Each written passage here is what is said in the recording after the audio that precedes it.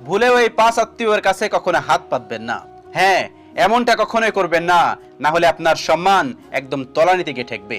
Number 1, যদি আপনি একজন বিবাহিত পুরুষ হয়ে থাকেন তাহলে কখনো আপনি নিজের শ্বশুরের কাছে হাত পাতবেন না। আপনার সংসারে যতই টানাটানি থাকুক না কেন, ভুলেও এই জায়গায় কখনো হাত পাতবেন না। এতে শুধুমাত্র আপনার নয়, আপনার বাবা মারও সম্মানহানি হয়। আর তাছাড়া আপনার স্ত্রী অসম্মান হবে। আর একজন আদর্শ স্ত্রী তার বাপের বাড়িতে নিজের স্বামীর অসম্মান কখনো সহ্য করতে পারে না। তাই আপনার অসম্মান হওয়া মানে তার নিজের অসম্মান হওয়া।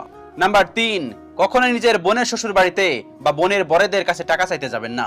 ভুলে যাবেন না, আপনার বোনের কিন্তু সেখানে বিয়ে হয়েছে। তাই আপনার বা আপনার পরিবারের কোনো ভুল হলে খেসারত কিন্তু আপনার বোনকেই দিতে হবে। তাই খুব বেশি টাকার দরকার হলে আপনার ভাইরা ভাই অর্থাৎ আপনার শালিকার বরের কাছে এ সময় কিছু টাকা ধার চাইতে পারেন। নাম্বার 4, বিয়ে করে ফেললে কখনো নিজের বাবা মা এমনকি বিবাহিত ভাইদের কাছেও হাত পাতবেন না। কারণ মনে রাখবেন,